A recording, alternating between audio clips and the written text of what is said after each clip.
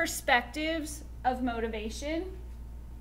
And note, importantly, that the words that are used in these perspectives carry different meaning in psychology than they do in our casual language. So we have instinct, drive, and arousal theory, as well as Maslow's hierarchy of needs or hierarchy of motives.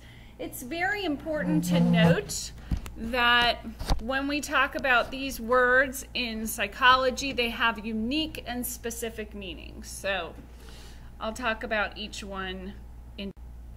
We've used the word instinct, but in psychology, instinct has a very specific meaning.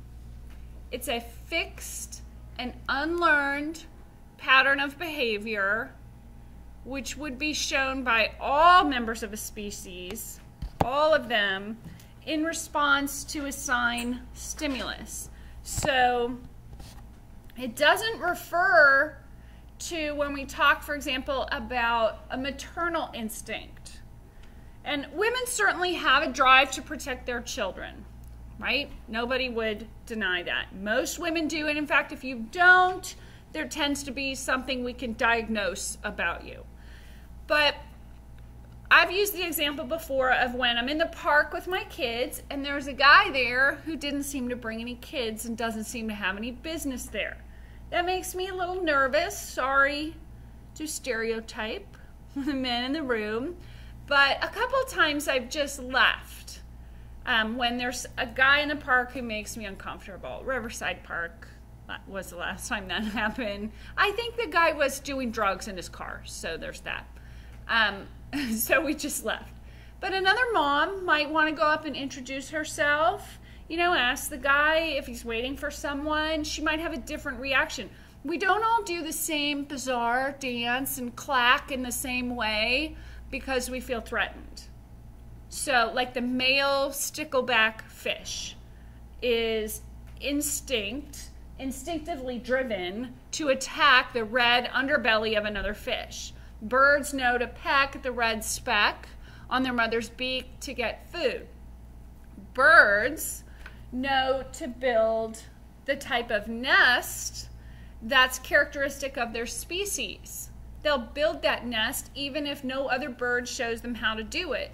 They'll learn the song that's characteristic of their species even if they're reared in isolation. They're genetically programmed to do those things.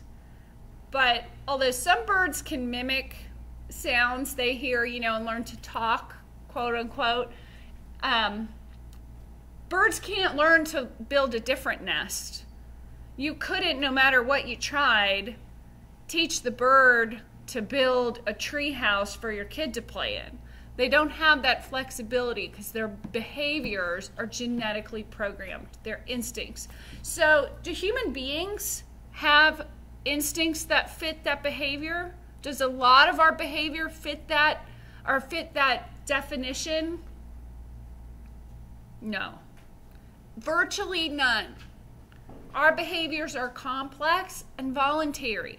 And while we might have a genetic or evolutionary inclination to protect ourselves, to engage in certain behaviors, we don't perform fixed, unlearned patterns of behavior that are exactly the same by all members of a species in a given situation. That's what an instinct is.